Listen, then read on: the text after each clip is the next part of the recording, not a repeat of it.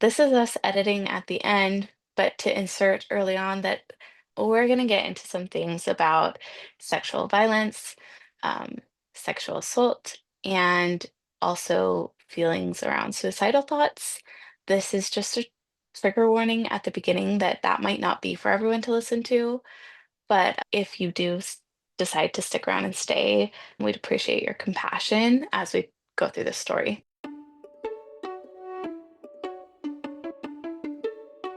Hi, I'm Carrie.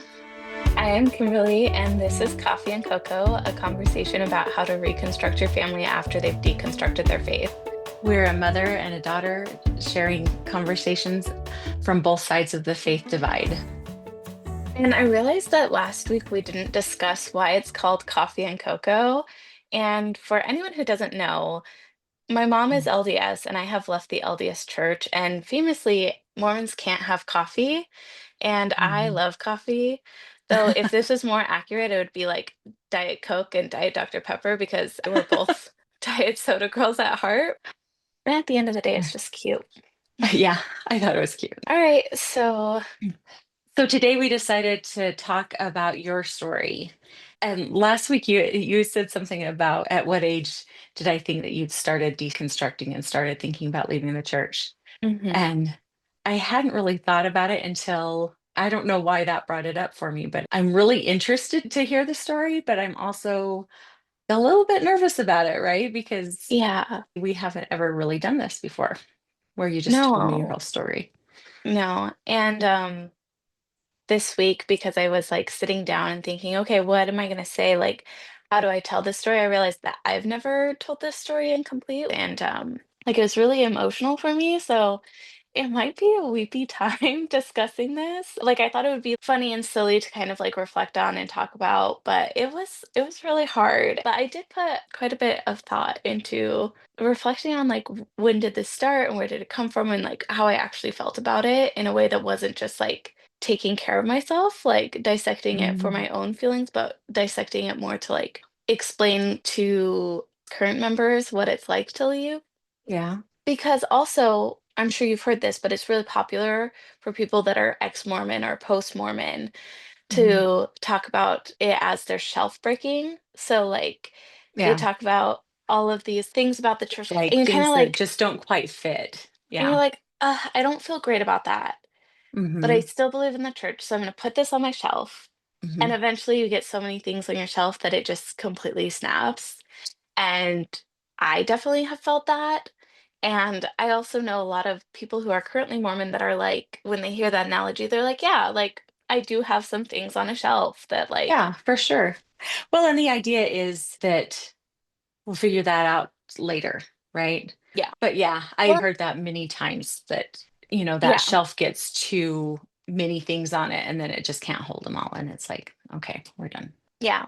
Um, And I think too, like a lot of religions teach this idea of lean not unto your own understanding. Like it's a very smart closing of a loophole of like, well, you're just yeah. not going to understand everything. And you have to trust someone else or something else other Hmm. than like your own feelings about it. Yeah. To be fair, when you're raising children, you can't explain everything to them all at once.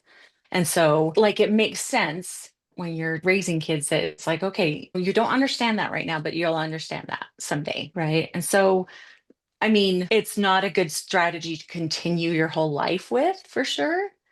And I can see why that's challenging, but it does make sense as a parent raising your kids because it's like I can't explain it to you right now, but you'll understand it someday. I just think that's with fewer things than we pretend it is, you know? Probably. I think when reflect on my life so far, like the times that I've really gotten into trouble or gotten into bad situations were when I wasn't trusting myself and my own understanding and my own intuition. And I Yeah. was going with usually what a man told me, like I understand what it's like to be in the church and understand what it's like to feel well, I need to trust something bigger than myself. Mhm. But I just really push against that as one of my own policies for my own life of like, if you can't understand it Yeah. and you can't research more to understand it, like you can't come to an understanding, it's questionable. It's a really good point, particularly if it sends up red flags for you or Mm, pricks your conscience or whatever. If it feels wrong, yeah, yeah, that's very accurate. So, yeah. And next week we're going to get into your story. So I'm really interested because I know that your life hasn't been without questioning the church. yeah. I actually do remember like you and dad talking to me at one point and both being like, yeah, like we're not just following this blindly. Like we have questioned the church before and you both have had those individual Yeah. understandings. Yeah. So I'm interested to see where your story begins. But like if I think of Mm. shelf items, I think the very first time that I at least questioned the church a little bit was when I was doing my baptism interview. Oh. Because, going back to what we were talking about last week about how you and dad like really did raise us in a faithful household, like scripture Hmm. study was a priority and family prayer happened consistently. And we did family home evening and everything that we talked about related to the church. And it was just a huge part of our lives. And I think that when you're a child, like one of the things that really bothered me in the church was when they're like, oh, have faith like unto a child because a child believes. And it's like, yeah, children believe what you tell them to. Like at a young age, I'm believing you that there's a country called China and this is what it looks like. Like I'm believing the adults around me that that's true. I've never seen it. And so when you tell me that there is a God and that he watches over me and he loves me, like I believe that. I learned how to pray before I learned my ABCs. Like, of course, I think that that is true. Yeah. Because I have trust in the adults around me, and every adult around me is telling me that this is how the world works. Of Like, that course. is where I was, is like full belief. And I think that, like, I sat down with the bishop, and I remember who our bishop was at the time. I loved our bishop and his wife. They were so sweet. Oh, And I yeah. remember sitting down and him being like, okay, like, do you choose to get baptized? Do you choose to receive the Holy Ghost? Uh-huh. And I was like, "Oh, do I choose this?" And I was like, "Yeah, of course I Oh. do." But I remember specifically sitting in the sink in your bathroom and you were doing my hair and Uh-huh. having a discussion with you about, "Oh, I didn't know that you chose to get baptized." And you're like, "Yeah, we choose to do this because of our faith." And I remember asking you at the time, "Well, what if I Hmm. didn't want to get baptized?" And you saying, "Well, that would be okay." And like we could Yeah. discuss it and like being like, "Okay," and having him be like, "Yeah, like, I make this choice, like, this is a choice I wanna do."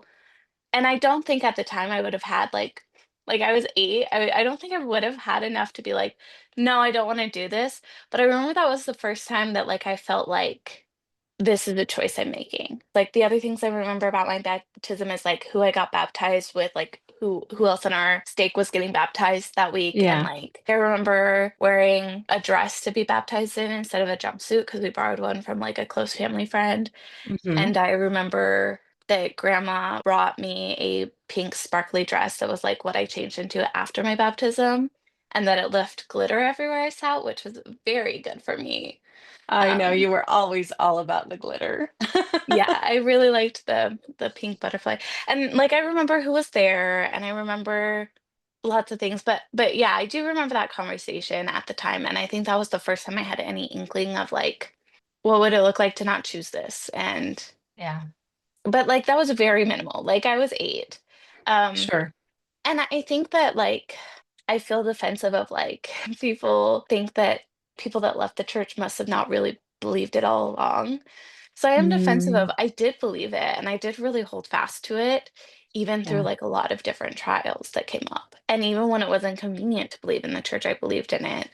And the ultimate decision to leave was not a fluke or I wanted to sin or like it was like, I guess I just won't do this anymore. Like Yeah. so I think I'm a little defensive of that, but after being 8, I think the time that, like, I started, like, tugging on the rules was when I Mhm. was 12. Like, that's when, like, I got a boyfriend and, like, at school, and I remember I'd be like, "This is my phone number, but Uh-huh. you cannot call me because my parents or my siblings might answer. I have to call you."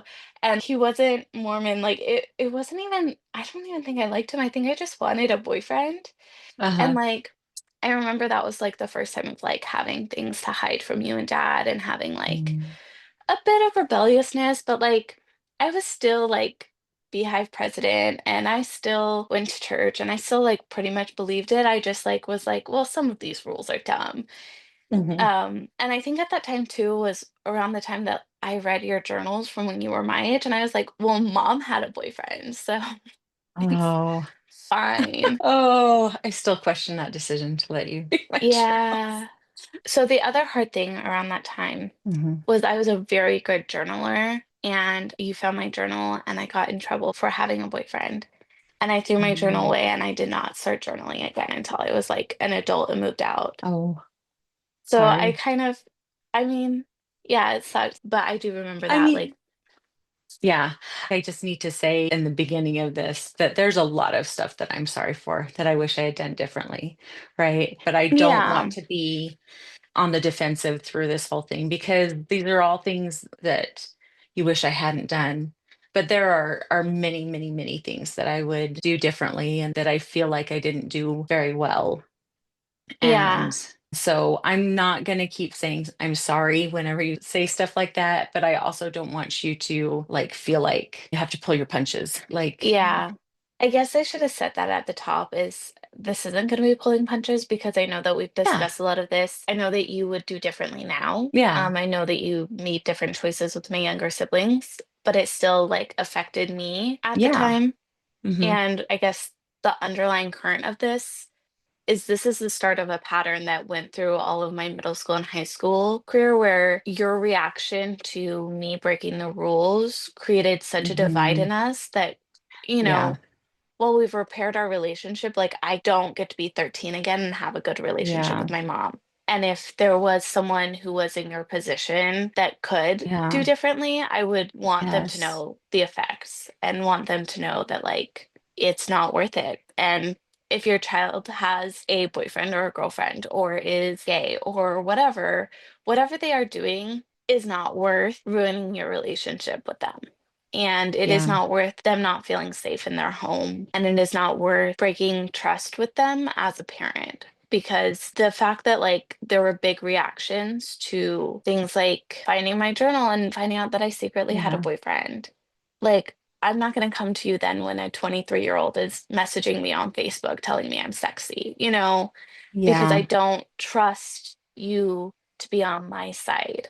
I see you as the yeah, disciplinary and the policing force in my life and not as like a adult that's there to guide me or help me through tough situations. yeah. I think that that's a really important part of this story because if I could go back and talk to, the mom of 13-year-old Kimberly, I would definitely tell her the same thing, right? So, So 12 was also like when we started taking temple trips, and as of mhm, this month there'll be a temple in Elko, Nevada, but before that we yeah, had to go to Salt Lake City, so we take like temple trips. And I fully did that, and I fully believed in it, and I fully thought that it was something important to do. Like I remember the full name of the person that I was first baptized for the dead for, like on behalf of. yeah, Um, yeah, her name was Kate Kelly. Don't know anything really, else about her. But like I like remembered it and cared and like yeah, fully felt like I was doing the right thing yeah, and felt the spirit and felt all of those things. But like I was like rebelling a little bit here and there, but like, I'd mhm, pray and repent, that kind of thing. Also around this time was when dad became bishop, mm, which changed our lives a lot. And yeah, I think that he was a good bishop, but he also worked full time. And in the Mormon church, you're expected to do your calling for free on top mhm, of working full time. And he was working to support a family that had 6 kids. And then also, like, having to leave in the middle of the night to go pay for someone's gas and, like, having to meet all through Sunday, which was like one of his days off. And it was yeah, just like very difficult. And I don't blame him because I know that he was helping people and I know that like he was doing what he felt was right. But I do dislike that part about the church. I dislike that there is an expectation for you to give so much mhm, in addition to like what you already have to do to like support and love your family. yeah, And I just feel like he was instructed to put his family first, and I feel as though he did. But there's only so much you can do to juggle all of these responsibilities, and that was hard. yeah, yeah, And to his credit, like, I think that there was a time when I was in middle school that, like, I was like, dad doesn't say he loves me, so he doesn't love me. And like that was like a big deal. And he is not a man of many words. And he was like, you know, I love you. And these are the things I do to love you. And I think even for a while, he was taking me on dinner dates. So we're just me and him. Like we went to Taco Bell once and like just spent time together because like I made a big stink about it. And he did take it seriously. He was like, Yeah. okay, my daughter doesn't think I love her. Yeah. And that was an interesting situation. But him being bishop was also really difficult because I just felt watched all the time and judged all the time. And there were people that like would tell you and dad that I was being promiscuous on Facebook and I needed to take Mm, things down because it was on their son's Facebook and stuff like that. Where, like, yeah. I think particularly that situation were pictures of me on the last day of school with my friends in a classroom. Like, we were fully clothed in a Yeah. classroom. And I think we were just like making faces. And she was like, that was promiscuous. And I can't believe that's on my son's Facebook page. Yeah. I do remember that. And it just felt like I was responsible not just to having my own parents and their rules, but like every other parent's rules too, and Yeah. how they expected their kids to act. And it was annoying. And then when I was 13, turning 13, I think, around that time, something happened that like I don't want to get too far into, but Mm, it involved purity and it wasn't like completely consensual, but I didn't understand that at the time. And I think that for myself, how I reasoned that this happened was because I was bad and I'm a bad Mormon. So I might as well just be like Jack Mormon at the time, what they oh, called it, of like, I'm Mormon, but like I'm not going to follow the rules because like I've already done this anyway. So like, what does it matter? mm, And that wasn't like a great space for me. Oh, that was the other thing that I was going to mention of what was going on at the time. So I was entering Young Women's in the same year that I entered Young Women's, they changed the Young Women values. So it used to be when you were a young woman, you would recite this thing every Sunday and you would promise to live by certain values. mhm. And the values are faith, divine nature, individual worth, knowledge, choice and accountability, good works, integrity. And the year that I came in, they added virtue, which the first time I heard it, I was like, okay, these are virtues. And then one of our virtues is virtue. So I think that like maybe they're telling us it's good to have virtues or to live Mm, two virtues. Like I didn't fully understand it. And it mm. became very clear to me that this was just a PR word for chastity. Like they felt like it was really important to drive home that they should be Just put another chaste. plug in there. Yeah. Yeah. Which Yeah. like we can get into it later. I love a lot of those values and I still consider them core values for myself. But virtue was one that I was like, oh, Yeah. they're slut shaming us. They're just making it sound friendlier. Oh, ouch. Yeah. Interesting.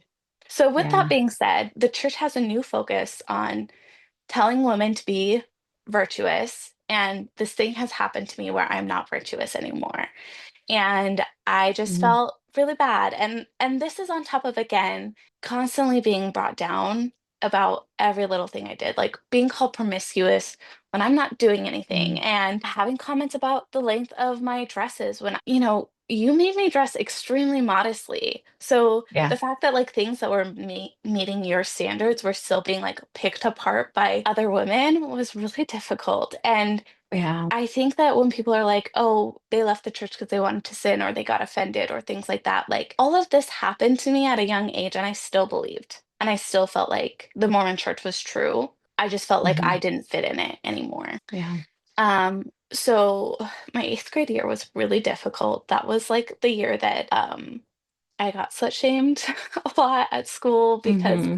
I didn't understand this thing that had happened to me. And I was also having boyfriends at the time and not like really like being responsible with people's feelings because I didn't know how to date or how to like be a responsible girlfriend or like treat a significant other with respect. And so like I would like date guys and break up with them and date their friends or like stuff like that that like, when you're 13 Yeah. is like all the drama and like Oh, yeah. anyways, it led to like I was in this friend group and they wouldn't talk to me, but then like if I wanted to go make friends with other people, they'd like make fun of me. And so like I would like be in their friend group, but like sit at lunch every day and be like quiet and nobody would talk to me. And it was just like an extremely hard year. Remember Yeah. that too. Yeah. And then there were other things because then I wasn't following the rules at all.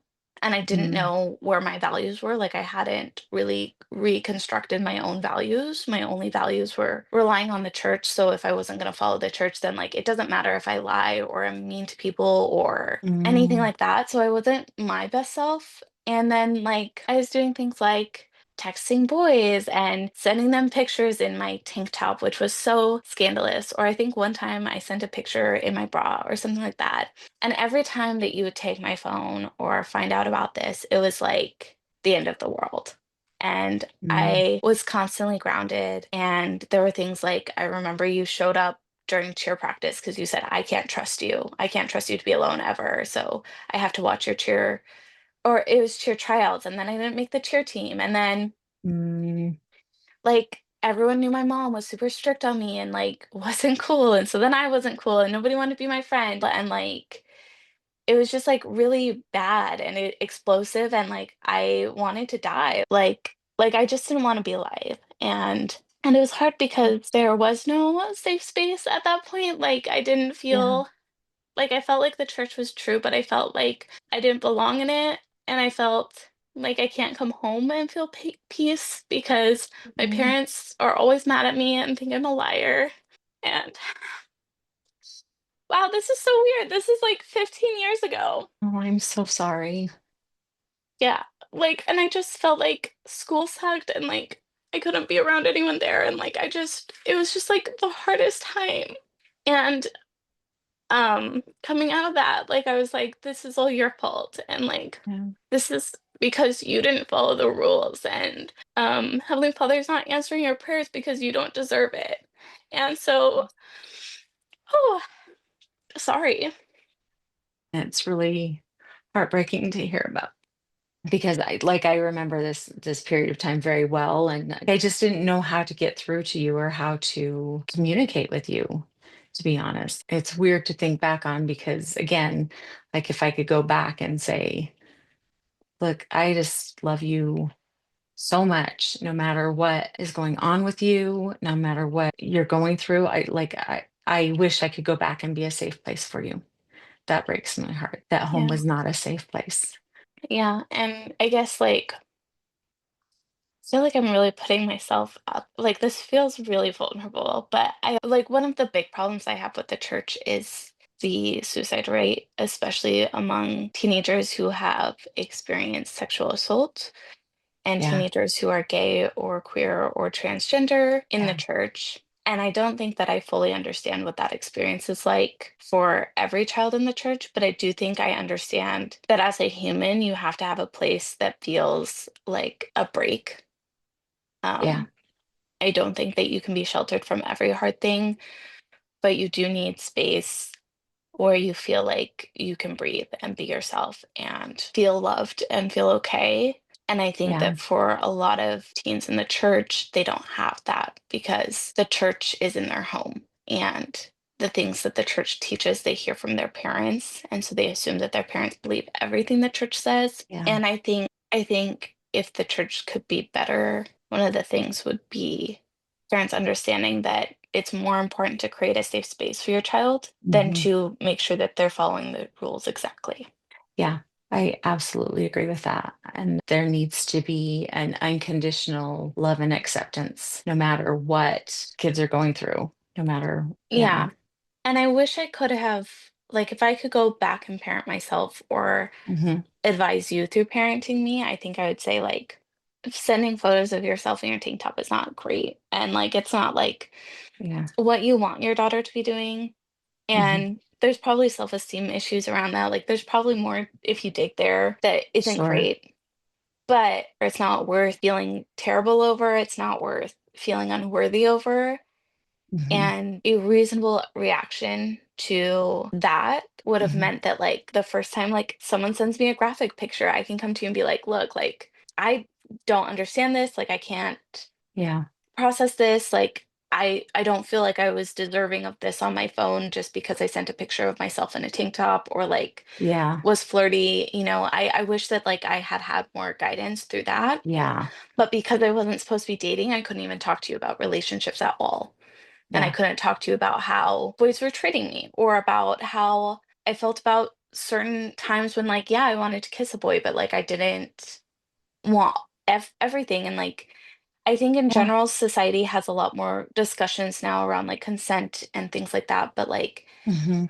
even now, if your child doesn't trust you enough that they're going to tell you that they kissed a boy, they're not going to tell you when something bad or worse happens. Absolutely. But after all of that, I still believe the church was true. And I still thought that Oh. this was the right thing. And I Hmm. felt like it was my fault. Like, I felt like, no, I feel this way because I'm not in tune with the spirit. And if I work harder and I'm a better Mormon, then this will be better. And it got to the point where, like, I remember there was a challenge that Hmm. maybe the first presidency or the Quorum of the 12 put out to like pray every hour on the hour, like while you're at school, like you should be in constant prayer. And I did that. Like I would like say a silent prayer every hour on the hour. I would say like I'm so grateful, that that class wasn't hard, or I'm grateful Hmm. that my family was protected, or whatever. Like, even when I didn't have things to ask for, Yeah. like I just do like prayers of gratitude, and I was doing that so frequently. And then I also went to EFY, Uh-huh. and I don't know if you remember this, but I came home from EFY and I just felt like kind of the narcissism that comes with the church a lot of like, I am now so good and I'm doing the right things. And do not interrupt me doing the right things. Like, if you have a bad attitude with me or whatever, you need to be better, or like, you need to be Oh. practicing more of Christ's love. And like, just felt like I could do this the best way. And if I kept doing it the best way, then bad things wouldn't happen to me. Mhm. And I remember too, like, having friends, like, as I was starting high school and like explaining, like, yeah, like, I used to like be a Jack Mormon, but I repented and I did the right things. And I feel really bad that I did that. And I'm so grateful for repentance and, all of those things. And Yeah. like, again, like truly believed in the church and truly was doing the right things. Yeah. And like, I was always late to seminary, but like I went to seminary. Like Hmm. I was really trying to do the right things. But I also think that because I had messed up in the past and because I had friends that weren't Mormon and I had dated people before that weren't Mormon, I think I was like not as judgmental all the Hmm. time, but I think I was really judgmental of you and dad, and like we have to have a Christ-like home, and if you yell at me, like that's bad and things like Mm. that. And I was trying to like really be like immersed in the gospel at all times. But I Yeah. was still learning more things and putting those things on my shelf and also kind of like testing the boundaries in other ways. But like was fairly good. But I remember too, like really having a bad relationship with you and dad at times because even for Mormons, you guys were very strict. And I think that on your guys' end, you were trying to be the Mhm. best and trying to make sure that your kids were good kids. And I think that you saw some older kids like in our Mm. ward make mistakes that you were like, okay, how do we prevent this? Well, we add this rule. And I'm talking about rules like Mhm. if I wanted to go out with friends and there were boys present, there Mhm. had to be more than two of each gender and there couldn't be an even Mhm. number. And that just led to straight lying to you and dad. Mhm. Because if I went out and like one guy friend who is gay now was there, like then I'd have to make up that somebody else was also there. And I would be like, oh yeah, these people are here and they weren't. Or like these people aren't here and they were. Yeah. And not even because like I wanted to do anything bad, like I wasn't making out with boys, Mhm. but because I didn't want to have to go to my friends and be like, "Oh, can we like not invite so and so?" Or, "Oh, we tried to invite three boys and none of them can come, so I can't hang out with." Like that was just dumb. Yeah. So like I would just lie. And I really hated that. Like I didn't have any trust between you and dad because then you'd find out that I was lying. And every time, no matter what was going on, if it was a lie, it was like a huge deal. And Yeah. I'd get punished. And like I just felt perpetually like in trouble. Because it was just like these non-existent set of rules and trying to like make us good kids. Yeah. I remember having that rule and thinking, like, this is really kind of a ridiculous. Like, I knew why we were doing that rule so that you weren't dating one on one or that you, but I remember thinking that was a really complicated and kind of frustrating expectation to put on you as far as Hmm. like numbers of people that could be together and, making sure that it wasn't just one boy and one girl or it wasn't a double date and all of that kind of stuff. And yeah. And also, I'll have you know now that I'm old enough that there were times that I did meet that standard where there were like four boys and five girls. Like I remember specifically going to see the Pirates of the Caribbean movie that was coming out at the Uh-huh. time, Uh-huh. and two of them did make out. So the rule did not stop people from doing the So things it you didn't didn't want them even, to. We just had it other people there didn't as even, witnesses. yeah. Right. And Like, that's like, yeah. And that's the thing, like looking back on it is that I was trying to control your behavior. And yeah. yeah. So, Hmm. um, kind of skipping a little bit because I kind of, like I kind of rebelled sometimes, but then I repented. I still believed. Like that was Uh-huh. kind of a lot of high school until I was 16 or until I was like 16 and a half. Hmm. Because when I first turned 16, I was dating a Mormon boy who was like a good Mormon boy and like wouldn't give me more than a peck and like was like, Uh-huh. he was very chaste. And we Hmm. went on double dates and we, did the whole like date this person on a double date and then date someone else in between. And then you can go on a date with the person that like you see as Yes. like your romantic interest again because you Hmm. keep going on double dates and your date is the same person, then you're dating, and that's not okay. Yeah. So like keeping track of all of these rules, but when I was 16, I started having like more cognitive dissonance around those rules and Hmm. the other rules in the church. And Hmm. like I had really good friends that weren't Mormon that were having sex and were fine people and good people. And I had friends that were coming out as gay. And I was like, I don't feel like I should have to see them as a sinner. I always felt like standing as a witness of God meant that I had to tell them that it was wrong, and I didn't want Hmm. to do that. And so there was some cognitive dissonance. And I also, with my very chaste Mormon boyfriend, was kind of ready to explore other things.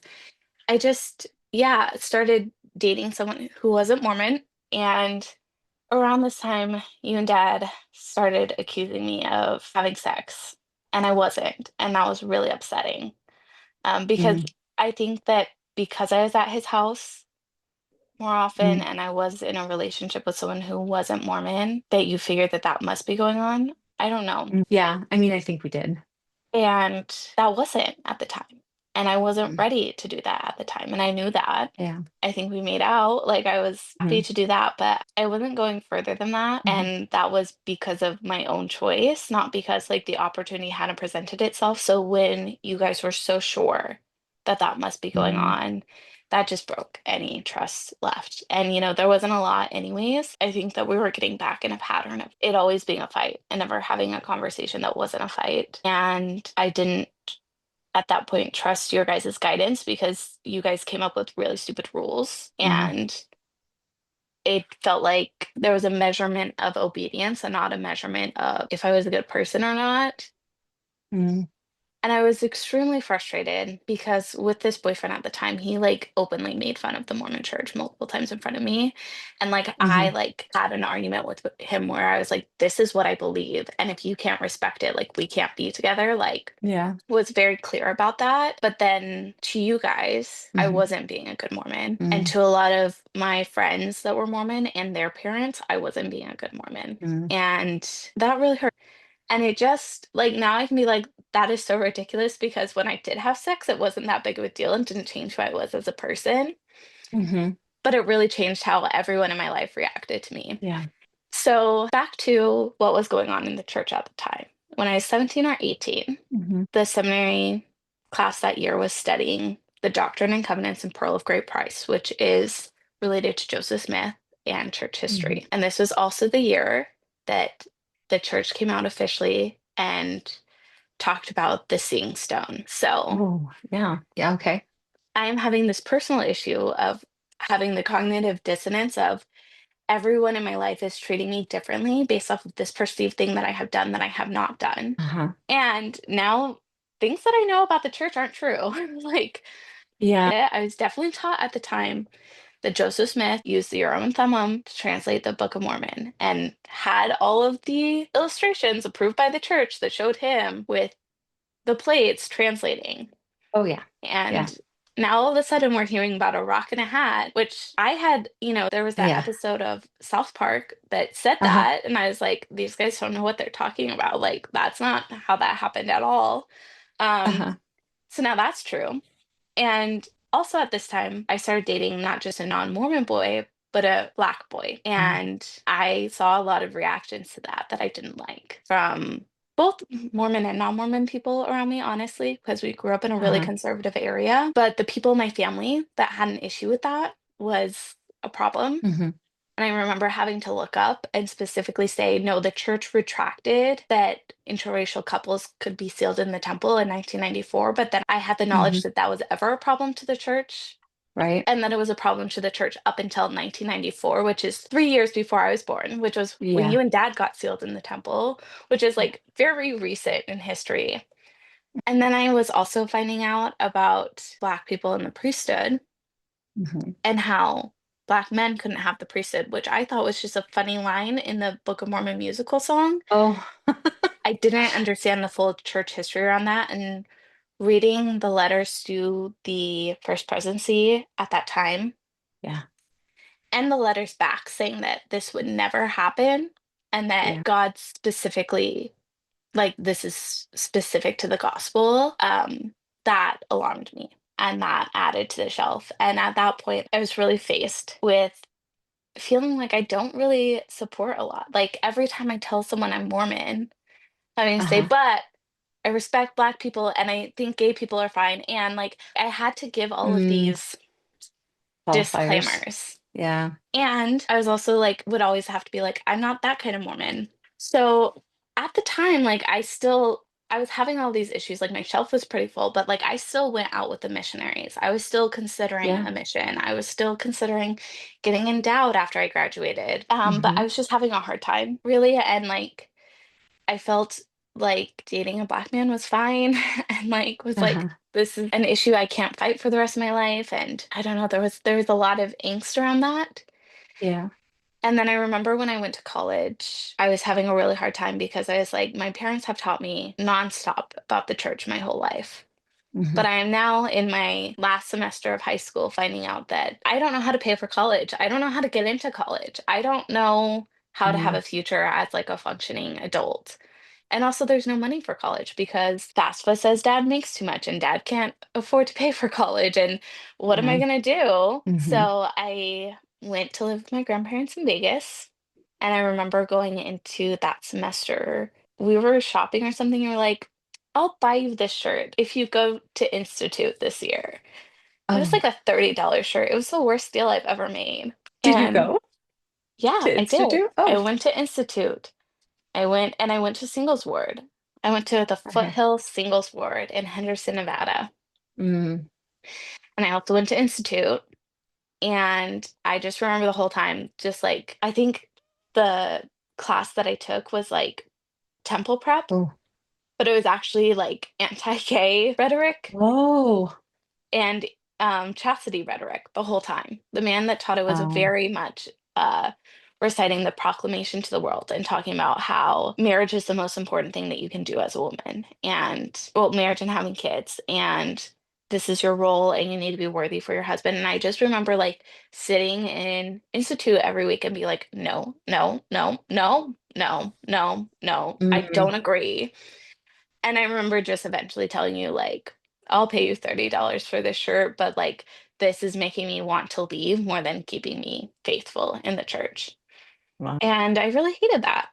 So I was 19 and I was living with my grandparents and I was going to school and I was like deconstructing a lot of things, even outside of the Mormon faith. So I grew up like very Republican and we were very Hmm. Republican at the time, which kind of meant Yes. something different than now.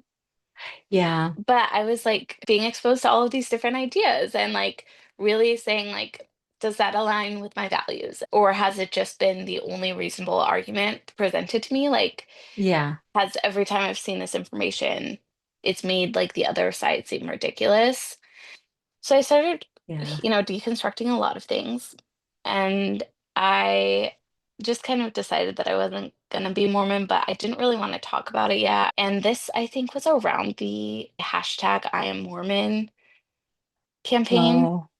Uh-huh. which was like a social media campaign about like making sure that you put I am a Mormon in your bio. But I remember we had like a whole lesson in singles word about how that should be in your social media bio because when you were baptized, you decided to stand as a witness of God at all times and all things and all places. And like being a representative of the Church of Jesus Christ of Latter-day Saints, you're representing his name and you're representing these values, and you need to be able to speak on it at any time. And you need to be living Mm. as a representative of the church. And at that time, I was like, the church doesn't match my values. I believe in equality between men and women. I Yeah. believe in equality between different races. I believe in gender queerness. I believe that gay people have a right to be married and Mhm. that women can and should have sex before marriage and that it shouldn't just be for procreation. And I just was like, I don't think that this is matching my values, and I don't want to stand as a representative. I don't want Mm. when people to see me and I say I'm LDS to think that I am homophobic and sexist and racist. And that is Yeah. how I felt about the church at the time. And that is not how I felt about myself. And I was like, I can't speak to this and I do not want to represent it. Mhm. And I still believed a lot in the gospel and I still believed in God at the time. But I just was like, I can't be a representative anymore. And I'm not going to be Mormon and I'm not going to go to church. And that was like a big deal to me. And I, at the time, deconstructed what are my values? What do I Mhm. want to take from this? If I'm not a representative of this church, what do I represent? What's important? And the values of being loving and being kind and being generous Mhm. and being non-judgmental and all of those things were things that were super important to me. And I looked at the church and I looked at my life and I said, I can do this better on my own than with the church. Mm. And the church is actually inhibiting my ability to love my neighbor and to be kind and caring to others and to always extend that compassion to others without the qualifier of, well, love the sin but hate the sinner. Like I didn't Yeah. need that anymore. I could just be kind and loving and supportive to the people around me. Yeah. And at the time, like I still hadn't really like deconstructed from the church. Like I was like, like I'm probably gonna go to the terrestrial kingdom and that's fine. Like we'll work it Mhm. out. We'll work it out, it'll be fine. Yeah. But I'm just Yeah. gonna try and be a good person today. Yeah. And I Okay. don't think that that involves being LDS. And then other things happened as I left the church. Um, and I think my shelf finally broke. As cliche as it was, like I read the CES letters Uh-huh. and I was at the time like very much about doing my own research. So I was like, let me look into each of these things. I read the Mormon apologetics on it. I Uh-huh. like fully read everything about church history. Like I was really studying it. Yeah. And I was also in school at the time studying cognitive dissonance and Yeah. had a class where like my entire semester long project was on cognitive dissonance. And Mhm. I just sat with myself and I was like, am I bending myself and what I think and my logic to make this true? Or is it more likely that this was made up?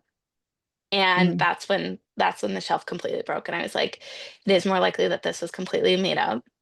Mm. And that was really hard to sit with Yeah. because there was a lot of anger. There was a lot of like, I've paid so much to this. I have felt guilty for so long. I have let people Uh-huh. treat me poorly over this and felt like it was my fault. Um, and I think there was some anger between us. And there were some other things that happened with my siblings that created anger between us. Mhm. But I think that around that time was also when I finally told you. Like I didn't want to sneak away. Like I didn't Yeah. want to like be like, "Oh, like I'm gonna marry this person and maybe in a year we'll get married in the temple." Like I didn't want to do that Yeah. thing with Yeah. you. I just wanted to say I'm not going to be Mormon. Uh-huh. But that's kind of when I deconstructed and when I like really decided that like it was never going to happen again. Like I wasn't going to come back if the church changed its stance on a couple of things. And I Yeah. also didn't feel like, oh, I'm gonna go to the terrestrial kingdom. I was like, that's when I started feeling like, oh, I've spent so much of my life preparing for an afterlife that like I don't believe in anymore. So like, what do I do with my life Yeah. now? Yeah. And I've had a Uh-huh. lot of joy since then. I've had some, hardships since then, but I do feel confident in my choice that I made. Yeah. And I still, things have come out since that like have confirmed to me that the Mormon church isn't true. Mhm. And I haven't ever since that point felt like, oh, well, maybe it is true and I should come back. Yeah. Yeah. The one weird thing though, I paid Uh-huh. tithing for a really long time after I left the church. It took me a long time Really? I feel like I felt almost superstitious about it because the church cares so much about tithing. And there are so many lessons around like, I remember my seminary teacher being like, when you grow up, you're going to see like, sometimes you look at your bills and the math doesn't work and you're going to think, I can't possibly pay my tithing. He's like, and you'll pay your tithing and you'll realize that everything works out. And like I just had like I would have called it faith at the time. I think it was superstition that if I Uh-huh. didn't pay my tithing, I wasn't going to be able to pay for school or pay for gas or like Yeah. the things that I needed to like I was going to be poor. And Um, that didn't happen. When I stopped paying my tithing, I was okay. I just had 10% more of my money. oh gosh. But I did pay that Yeah. fully not believing in the Mormon church anymore. How interesting. I didn't realize that. Yeah, when I tell other people that have left the church, they're like, that was the first thing that went. And I'm like, nope, they got my 10% for a long time. Oh wow. Hmm.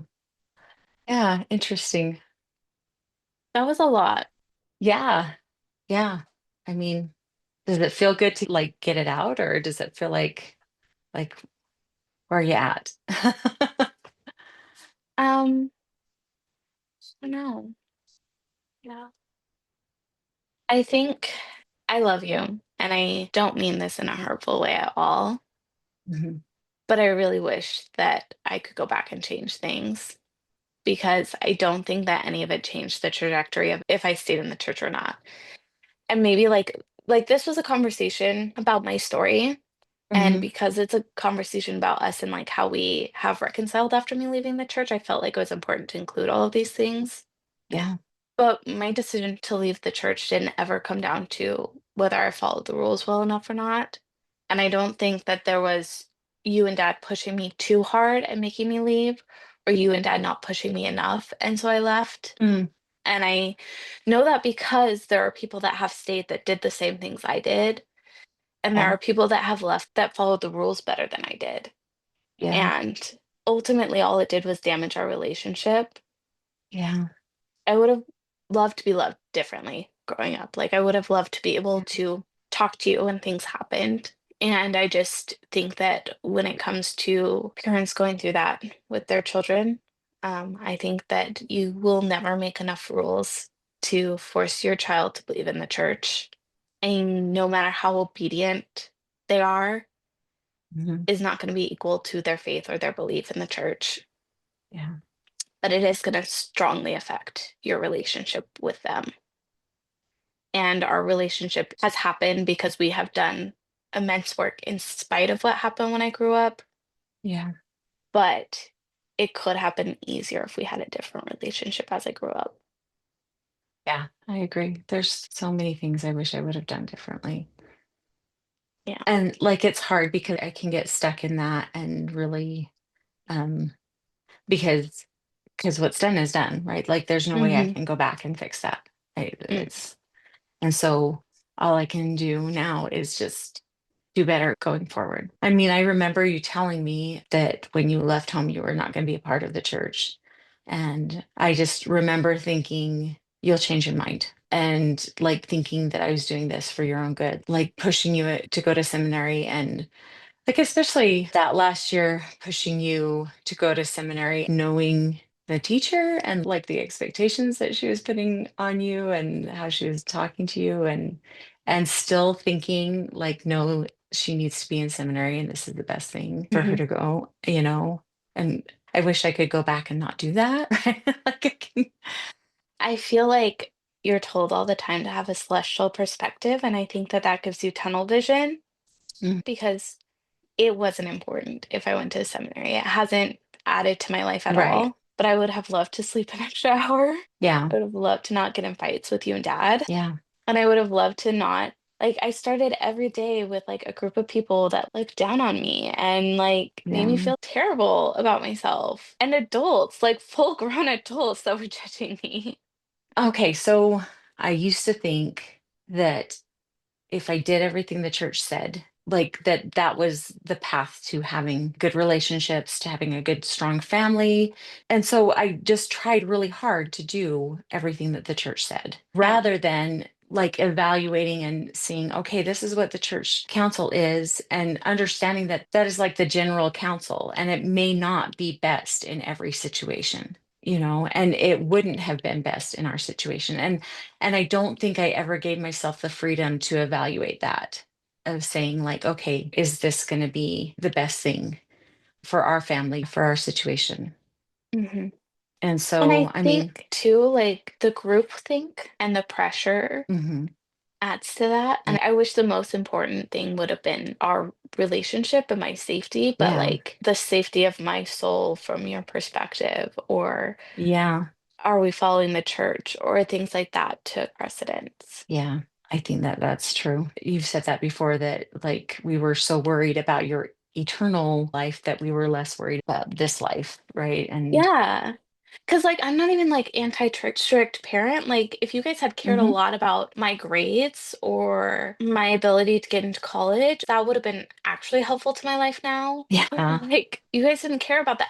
And also I have a hard time because there were things where you guys were really chill parents. Like, I hit a car in a parking lot, a uh-huh, parked car the day after I got my license. And I didn't really get in trouble for it. Like, I got in trouble with the parent of the person's car that I hit, yeah, and I felt really bad and I like cried, and like you guys were like, "And that's enough." And dad literally like looked at me and was like, "I want you to know this is how much it cost, and next time can you hit a Ford or a Chevy?"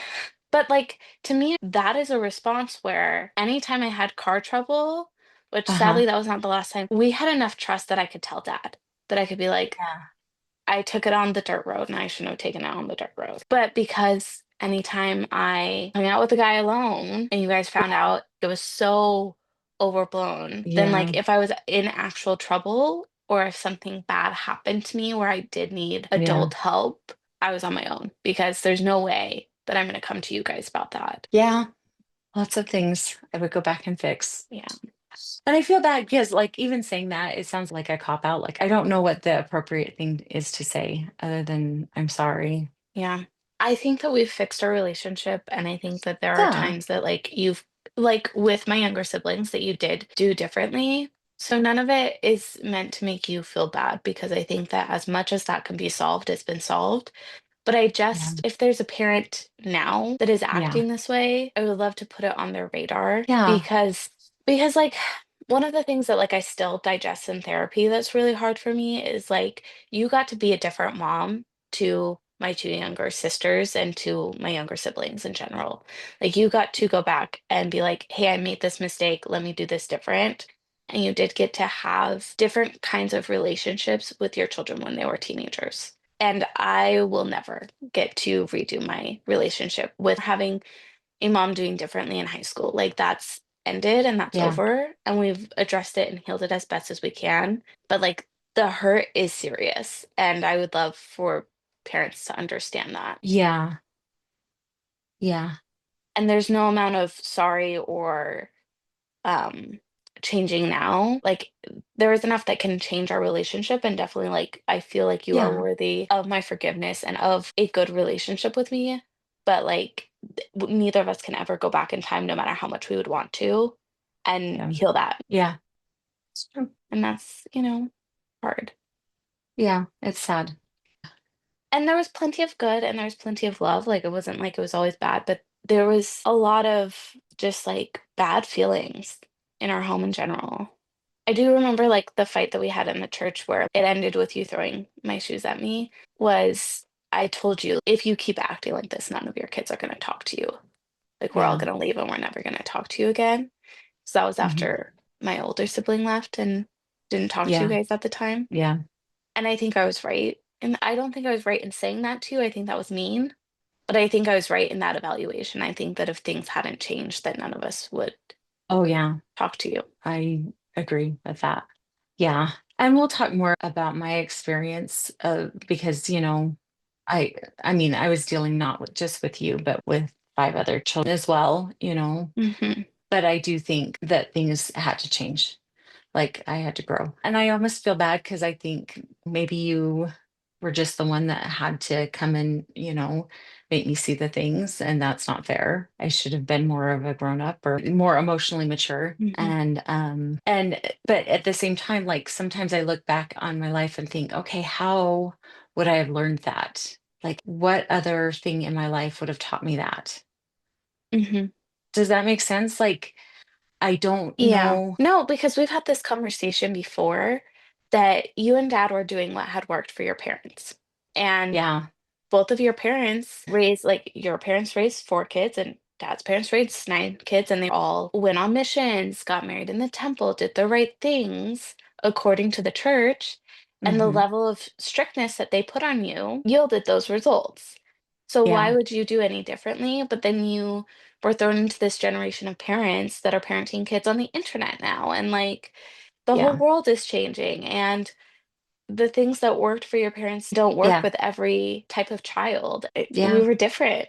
It was. You were different as people, and the time that we were raising kids was different. And Yeah. yeah. And all of these weird rules that we talked about, there were 2 other families in our ward that we were very close with. Hmm. And those rules were like collective rules. Like those were things that you and those parents talked about. And we Yeah. all had the same rules and they had kids my age. And their children, like one of these families, all of their kids stayed in the church. And another one, like, it's like half and half. And like in our family, all of the Yeah. kids have left the church. So again, it didn't change the outcome. Yeah. I don't know. And you were doing what you thought would yield good results. And I think from your perspective, there were things that your parents like told you that you didn't like at the time and later you respected as an adult. Yeah. And we can talk about more about that when we get into my story, I guess, next week. But yeah, I think that the takeaway for me is that, and maybe this is just repeating what you said earlier, but that like we have come to a good place. We do have a good, loving relationship now. But yeah, if I could go back, I would do things so much differently. I think that what I would say is that I was very much parenting out of fear.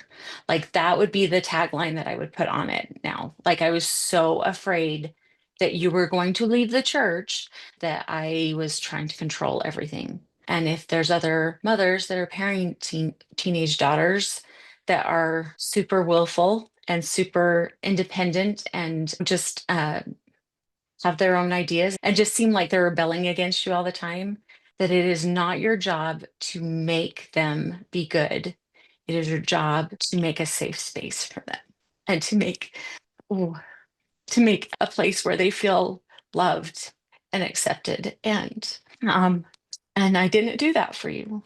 And I'm sorry. And I It's hope okay. that it's like you said, it's one of those things that just will never be okay. It's not something we can ever fix. But I'm glad that we are where we are now. Hmm. And if that can, help any other mothers out there, just yeah, it's your job to love them and not to make them something. Anyways, this was very interesting and a little rough, but good, Yeah. right? Yeah. It was hard. Yeah, and you were very brave. I'm proud of you. Oh, I love you a lot. And when we talk about the hard things, like I do remember the good things too, and there were good I things. know. And I love you a lot. And I love you hard. too. Yeah. All right. Well, next week, we'll talk about things that I learned and things like just from my perspective. And Yeah. Your journey of having all your kids leave the church. yeah, Because I think with each child, that was like a different a feeling. different experience Yeah. and still is, I think, with each of you. But thank you for sharing your story and for your vulnerability and for just extending that grace and understanding. I mean, I think that you understand on some level that I was doing the best that I could. And the best that I could at that time was pretty terrible. And I'm sorry for that. Um, but all we can do is move forward from here, and forward is good, and it has been Hmm. good. Yeah. So thank you, and I love you. I love you a lot. Are you ready to do this work in your own family? Head to the link in the show notes and schedule your free family reconstruction roadmap call. In this free 30-minute call, we'll talk about what's actually happening in your relationships right now and what hurts the most. We'll talk about the conversations that feel scary, the topics that you freeze up or shut down or say things that you regret. And then you'll leave with a simple plan for what to say, what not to say, and how to show up in a way that builds trust instead of tension. Head to the link in the show notes to schedule your free call today.